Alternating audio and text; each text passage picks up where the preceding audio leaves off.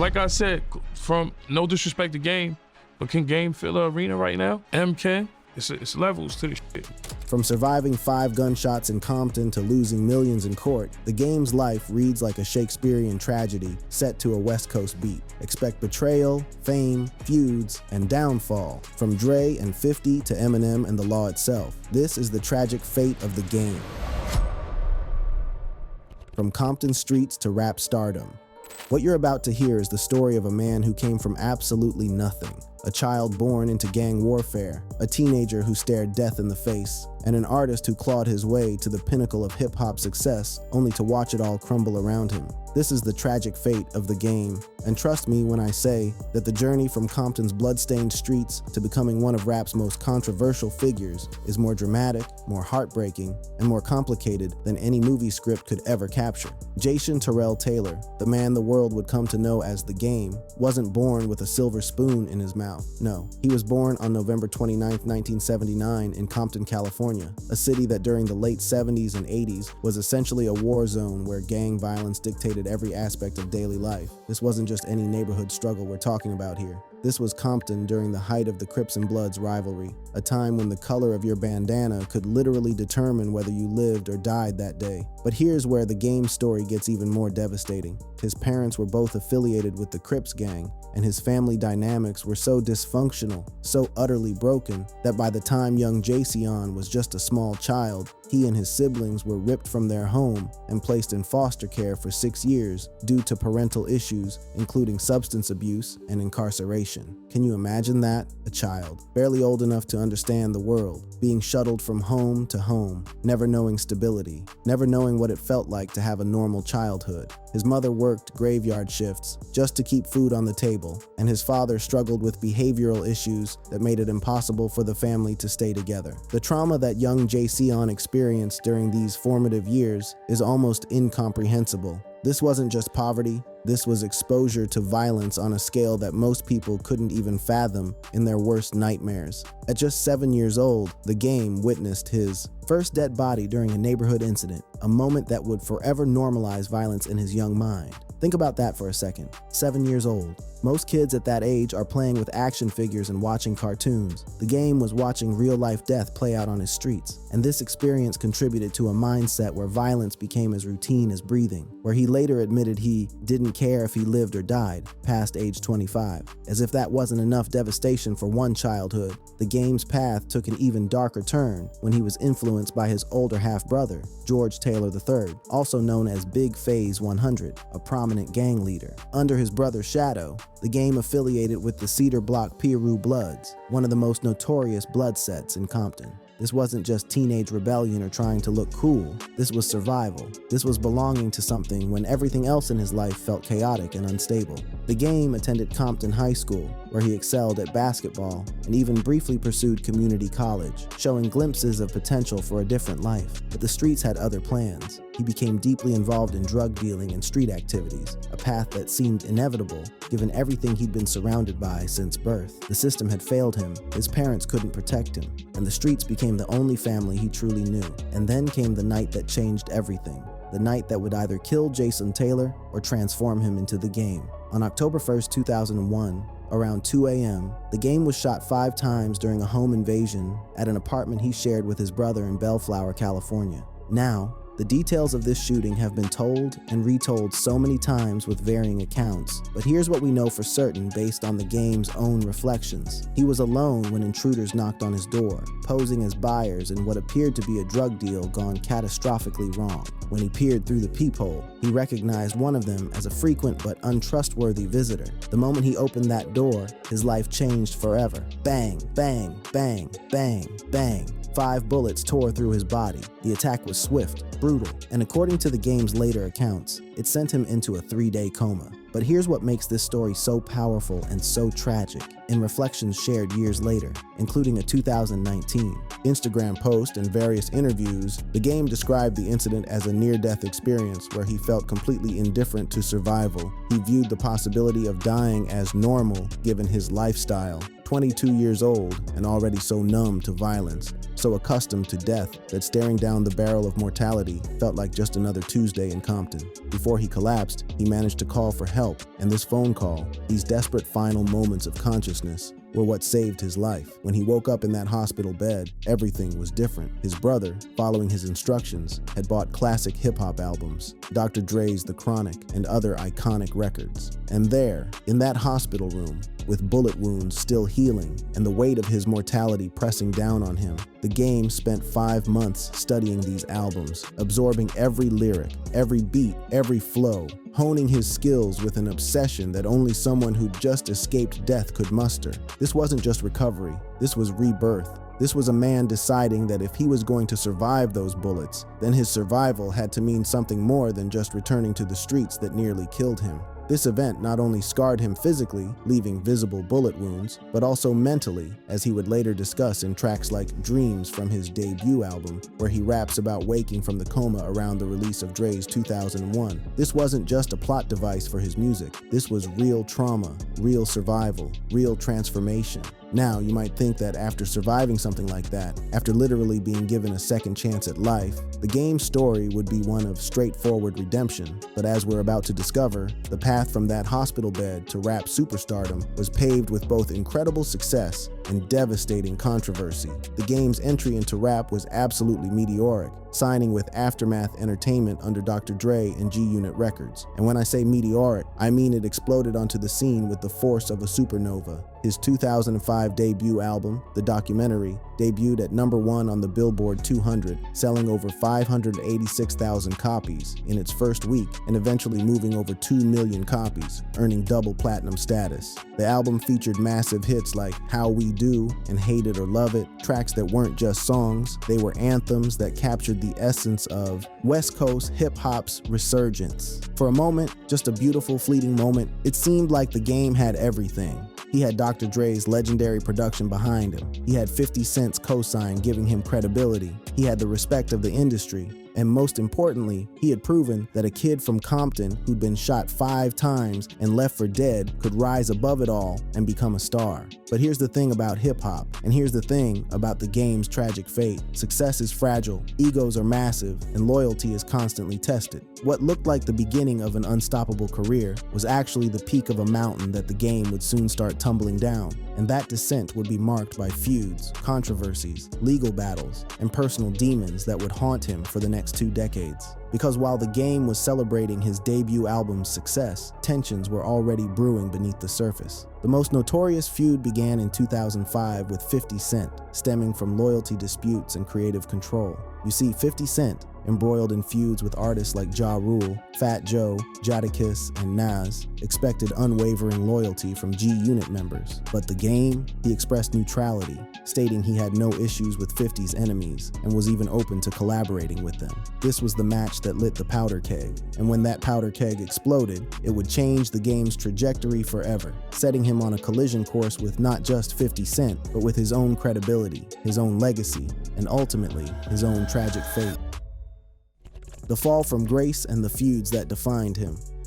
If the first part showed us the game's rise from the ashes of violence and poverty to become a rap superstar, then part 2 is where we watch the empire begin to crumble, brick by brick, feud by feud, controversy by controversy. Because what you're about to witness is how a man who seemingly had everything, the talent, the connections, the platform, managed to systematically alienate himself from nearly every major figure who helped build his career, all while his credibility was being questioned at every turn. The feud with 50 Cent erupted publicly on February 28, 2005, when 50 Cent, flanked by Tony Yayo, Lloyd Banks, and Olivia, appeared on Hot 97's Funkmaster Flex show and announced the game's expulsion from G-Unit. This wasn't just a disagreement, this was a full public execution of the game's status within one of hip-hop's most powerful collectives. 50 Cent accused the game of ingratitude, claiming Interscope nearly dropped him until 50's involvement boosted the album, and that he earned more royalties from the documentary than the game himself did.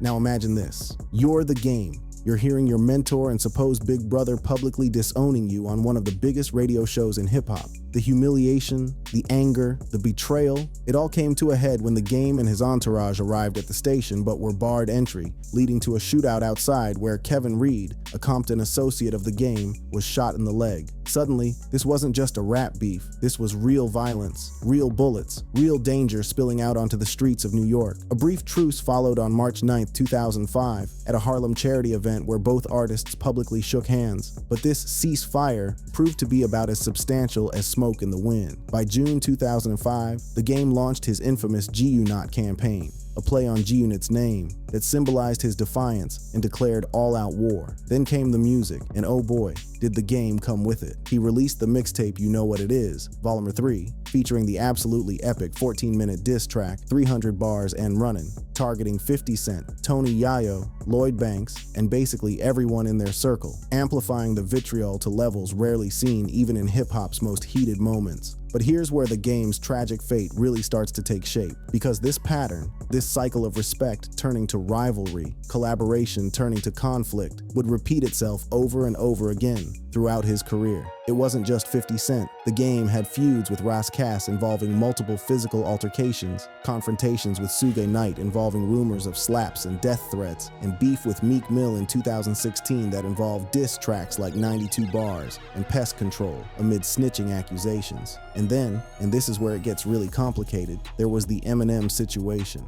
For years, the Game had nothing but praise for Marshall Mathers. In interviews, he would say things like, "Eminem is the only rapper that nobody ever wants a problem with, including myself." He positioned Eminem as essentially untouchable, someone so lyrically skilled that even during his feuds with 50 Cent, and when he wasn't seeing eye to eye with Dr. Dre, he stayed away from challenging M. But then, something shifted. Whether it was ego, desperation for relevance, or genuine competitive fire, the Game completely flipped the script, stating, "I used to think Eminem was better than me. He's not." And then, he challenged Eminem to a versus battle. In August 2022, he released The Black Slim Shady, a 10-minute diss track produced by Hit Boy that cleverly parodies Eminem's alter ego, featuring lines that accused Eminem of cultural appropriation, downplayed his hip-hop impact, and even made wild allegations and personal attacks targeting his family. Reception to The Black Slim Shady was decidedly mixed, with some outlets like Hot New Hip Hop lauding its lyrical craftsmanship, while Pitchfork called it smooth-brained, and Stereo Gum viewed it as parody. But here's the most damning part. Eminem largely ignored it, and when he did respond nearly a year later, it was with sparse, dismissive lines. In March 2024, on Doomsday Mint 2, Eminem finally addressed the Game directly, calling him delusional, a psychopath, and downright stupid. But even this response was grouped with other detractors, showing just how little Eminem considered the Game worth his time. One social media user perfectly captured the embarrassment. The Game making a 10-minute diss track about Eminem and getting one single line in response is one of the most embarrassing things in recent memory. Think about that. You release a full album cut dedicated to destroying someone's legacy, and they respond with essentially a footnote. That's not just losing a battle, that's being told you're not even worth battling. But perhaps the most heartbreaking betrayal, the one that truly encapsulates the Game's tragic fate, was what happened with Dr. Dre. After everything Dre had done for him, after signing him to Aftermath in 2003, giving him production, mentorship, and the placement that set him up for success, after executive producing the documentary alongside 50 Cent and delivering a 5-times platinum album with Grammy nominations, the Game made a statement that shocked the entire hip-hop community. He claimed, "It's crazy that Kanye did more for me in the last 2 weeks than Dre did for me my whole career, because crazy that Ye did more for me in the last 2 weeks than Drake did for me my whole career." This wasn't just controversial, this felt like betrayal to many in the industry. Tony Yayo didn't hold back in his response, stating, "You have a career because of Dr. Dre. You are on record saying, 'What the F am I without a Dr. Dre track? What are you talking about? That's crazy that you just sawed on Dre like that.'" Many believe this bitterness stemmed from the Game being excluded from the 2022 Super Bowl halftime show, where Dr. Dre, Snoop Dogg, Eminem, Kendrick Lamar, and yes, even 50 Cent all took the stage for one of the most iconic hip-hop performances ever.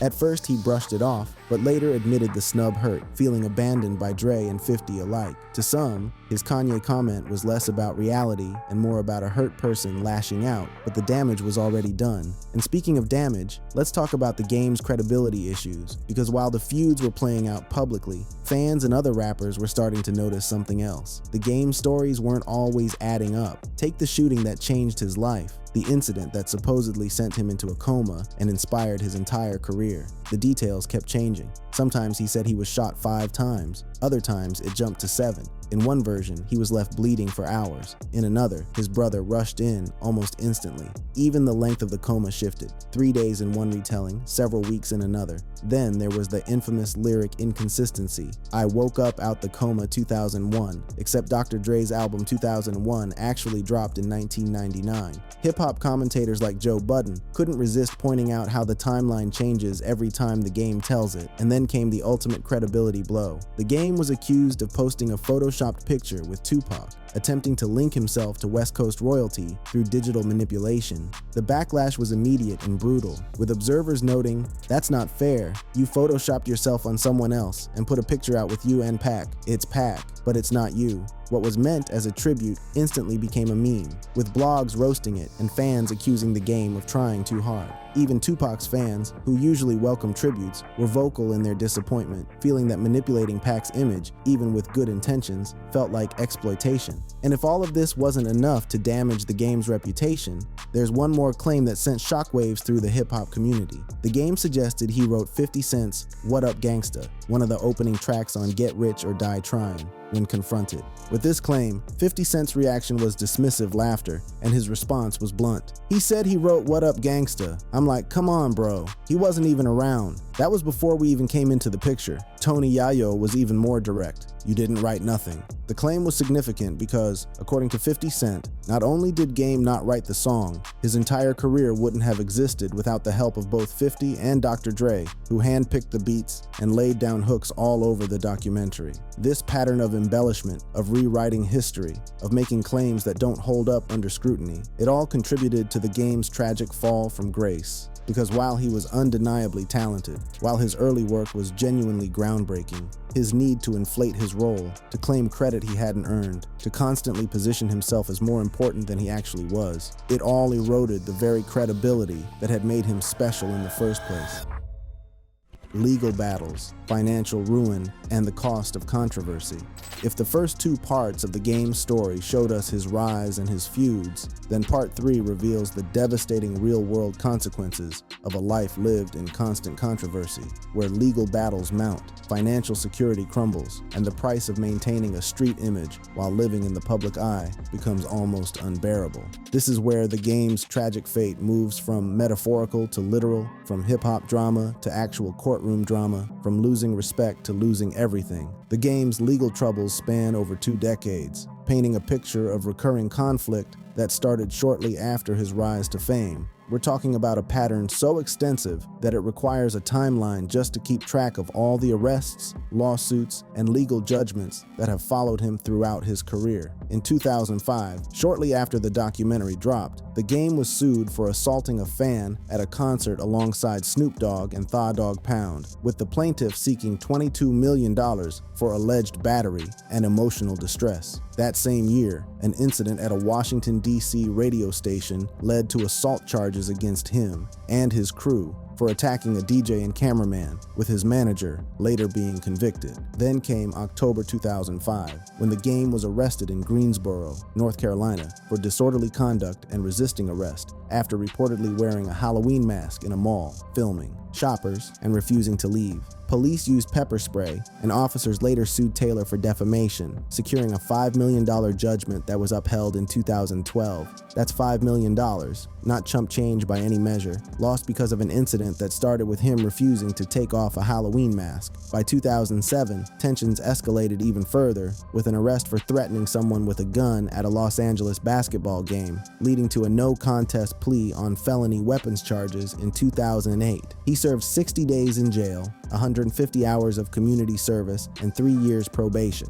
But even this wasn't a wake-up call, because the legal troubles just kept mounting. In 2012, a street fight with rapper 40 Glock was captured on video. leading to a lawsuit that resulted in a $3,000 settlement for 40 Glock. Then in 2015, the game punched an off-duty LAPD officer during a pickup basketball game and threatened to kill him, which resulted in a default civil judgment requiring a $100,000 payout, $60,000 in damages, and $40,000 in punitive damages. The criminal plea resulted in 3 years probation, 120 hours of community service, and mandatory anger management. But none of these legal entanglements, and I mean none of them, compared to what came next. This is the case that would ultimately define the game's financial ruin and serve as the most devastating example of how his actions have consequences that extend far beyond diss tracks and Twitter beef. In 2015, Priscilla Rainey, a contestant on the game's VH1 reality show She's Got Game, filed a lawsuit alleging sexual assault during an off-camera date. Rainey claimed the game touched her inappropriately while intoxicated, allegations he vehemently denied, calling her a liar.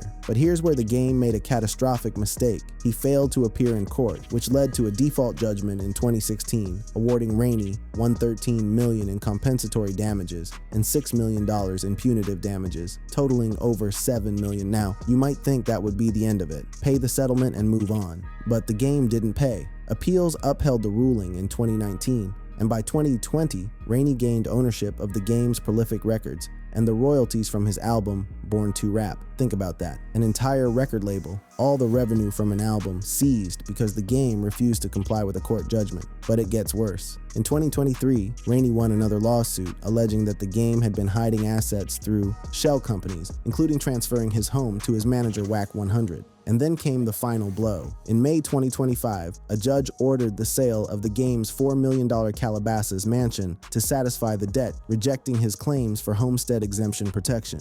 The judge's order forcing the mansion sale represents one of the most significant financial penalties in hip-hop legal history, and it highlights the game's evasive conduct in litigation, as courts noted his ongoing attempts to avoid paying the judgment. This case has dragged on for a decade, growing larger with interest and legal fees, and it perfectly encapsulates how the game's choices, in this case, not showing up to court and then trying to hide assets, have led to consequences that dwarf the original offense. Beyond the legal system, the game's personal life has added additional layers of tragedy to his story. His father died in 2018 at age 65, prompting the game to assume a leadership role in the family, a responsibility made more complicated by his public 2011 feud with his brother Big Feuds 100 over family neglect allegations. The game is father to 4 children: Harlem, born 2003, King Justice, born 2007, Cali Dream, born 2010, and Blaze, born 2024, with Shanice Hairston.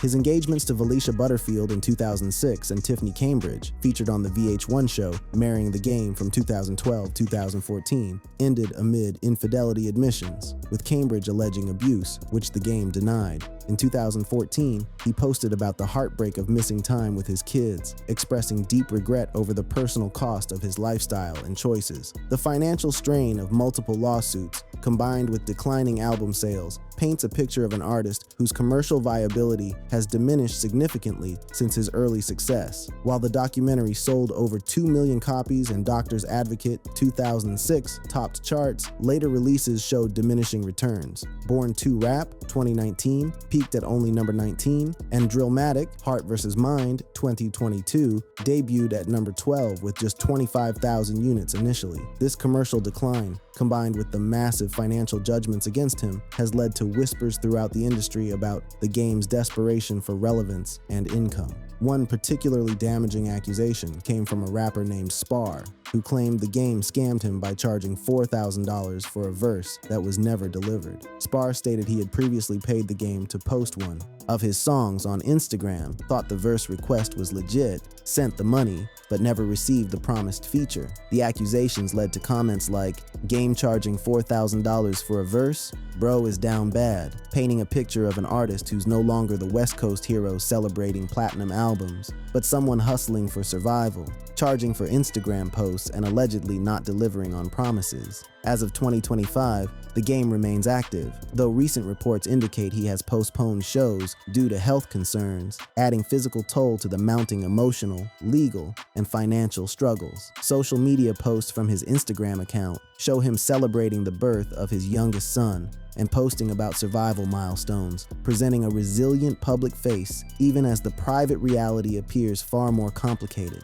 What we're witnessing with the game isn't just the story of a rapper who had beef with other artists. This is the story of systemic consequences, of how a lifetime of controversial choices, from failing to appear in court, to publicly disrespecting mentors, to getting into physical altercations, to allegedly scamming upcoming artists, creates a cumulative effect that can't be undone with a hot verse or a viral diss track. The tragic fate of the game isn't that he died or disappeared from the industry. The tragedy is that he's still here, still hustling, still trying to maintain relevance, but doing so from a position of diminished respect, financial ruin, and constant legal pressure. He went from being positioned as the heir to West Coast hip-hop, standing beside Dr. Dre and 50 Cent at the top of the industry, to being someone whose mansion is being forcibly sold to pay a decade-old judgment, whose feuds are met with silence or dismissal from the very people he challenges, and whose credibility is constantly questioned by fans and peers alike. The tragic fate of the game is that he survived 5 bullets in 2001, rebuilt himself from nothing, reached the absolute pinnacle of hip-hop success with a 5-times platinum debut album, and then spent the next 2 decades systematically destroying everything he had built, not through lack of talent, not through changing musical tastes, but through choices. The choice to feud with everyone who helped him, the choice to embellish his story until credibility evaporated, the choice to ignore court orders and legal responsibilities, the choice to prioritize ego over wisdom, conflict over peace, and controversy over craft. In the end, the game's story serves as one of hip-hop's most cautionary tales. That talent alone isn't enough. That respect must be earned and maintained. That credibility once lost is nearly impossible to regain, and that the streets you came from can follow you no matter how high you climb, not just through violence, but through the choices and patterns you carry with you everywhere you go. The tragedy isn't just what happened to the game. The tragedy is what he did to himself, one decision at a time, one feud at a time, one controversy at a time, until the man who once had everything was left fighting to hold on to anything at all. That brings us to the end of this story. For more interesting videos like this, click on the cards on your screen.